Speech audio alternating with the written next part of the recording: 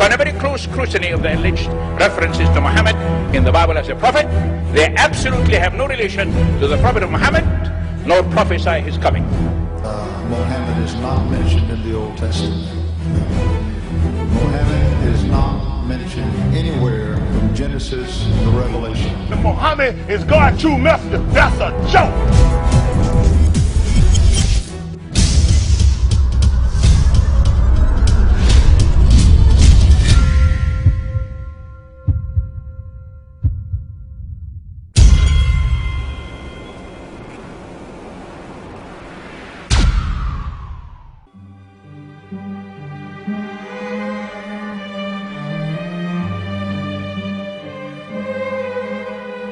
Lo, we inspire thee as we inspired Noah and the prophets after him, as we inspired Abraham and Ishmael and Isaac and Jacob and the tribes, and Jesus and Job and Jonah and Aaron and Solomon, and as we imparted unto David the Psalms.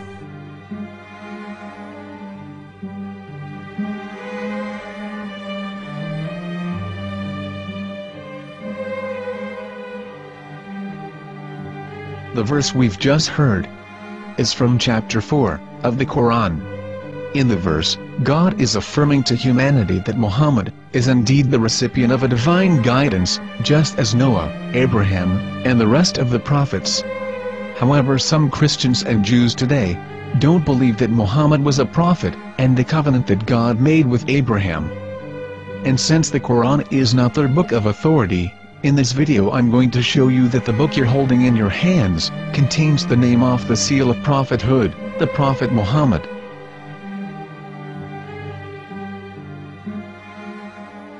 As known, the Old Testament was preserved in the Hebrew language. In the 5th chapter of the Shir HaShirim, which is one of the 5 Megillot or sacred scrolls that are part of the Hebrew Bible, or for short the Song of Solomon, as Christians know it today. That chapter is discussing someone. Jews will say it is discussing Solomon, while Christians will say it is discussing Jesus. Considering this is the Songs of Solomon, it would seem logical that it is discussing Solomon. The verses, describing this mystery man, have the narrator's speech conjugated in the feminine, meaning it is a woman who is describing this man. So it is possible that it is one of Solomon's wives discussing her husband Solomon. However, Christians assert that Jesus is being discussed, and that the chapter is describing a man who was not yet alive at that point. A prophecy.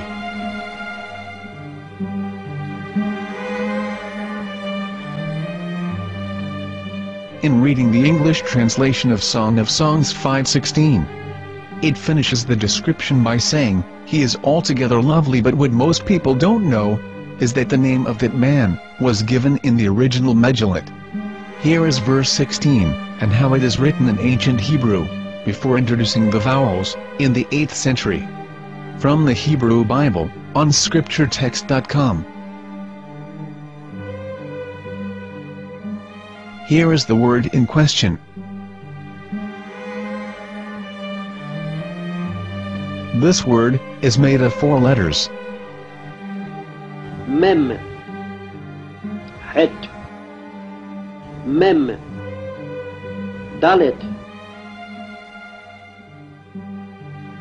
Now when reading the word as it is written in its original form, with no vowels, it can be read as Muhammad, which is the name of the Muslim prophet, or as Mamad with no A after the H. According to Ben Yehuda's Hebrew-English dictionary, it is correctly pronounced as Muhammad, not Mamad. So how we're going to know for sure if it's pronounced as Muhammad, the Muslim prophet, or as Mamad, a random Hebrew word? The only way is to give the verse to a rabbi, and say to him, "Please read." Here is the Song of Songs 5:16, and how it is read by a rabbi from a Hebrew Jewish site. Please notice, the im in Hebrew is a plural of respect. חיכו ממתקים וכולו מחמדים, זה דודי וזה רעי בנות ירושלים. חיכו ממתקים וכולו מחמד, מחמד, מחמד, מחמד, מחמד, מחמדים.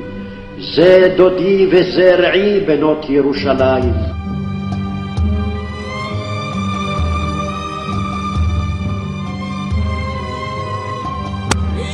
Coming out from the darkness, there are no other gods but God, and Muhammad is his messenger.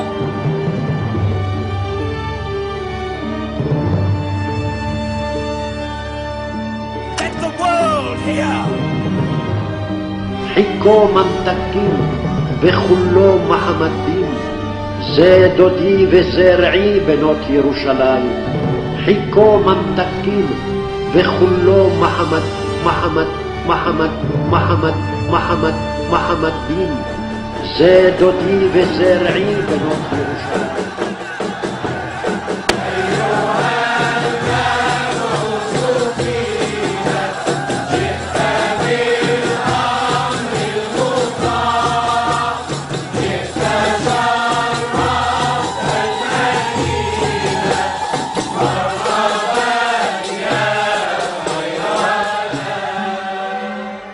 Here is the famous SDL translation tool, which includes a professional human translation, as well as an online translation. We're going to copy our Hebrew word of the Song of Songs, directly from the Jewish site. It's the same site, where you can hear the rabbi reading the verse in Hebrew. All links are in the description, so, we're going to copy the word and paste it, and ask, please translate. Are they going to translate the meaning of the name of that person? As the Bible translators did. Which is the praised and the lovely one, or are they going to keep the name as it is? Well, see it yourself. Here is the World Lingo translator. The result is the same. It's Muhammad. You have no right. You have no right to translate names of people. Anybody. Your name should be retained.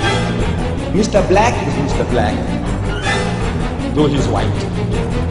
You have no right to translate names of people. But they have been doing that.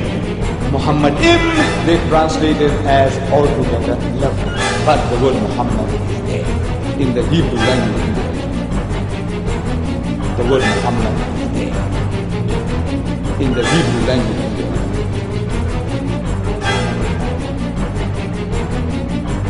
I will tell you a story from my own personal experience. Years ago, I used to spend every Sunday afternoon in a place called Speaker's Corner.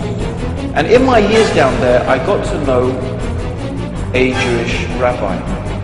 He was a very nice man. He used to listen to me, and he was always very polite and talked about Islam in a very nice way. And one day during one of our conversations after some years, I thought that it was about time I should invite him to Islam. So I said to him, you know, my friend, we have been talking now for many years, and even you have admitted to me that Muhammad is a prophet. So why then do you not embrace Islam? He said to me, we Jews, we never change our religion. I said, but half of the rabbis of Medina became Muslim. He said, that is true, but still, we Jews never change our religion. I thought, what can I say to him? He looked at me and said, listen to me, my friend. God sent to us a prophet Moses, and we didn't even listen to him.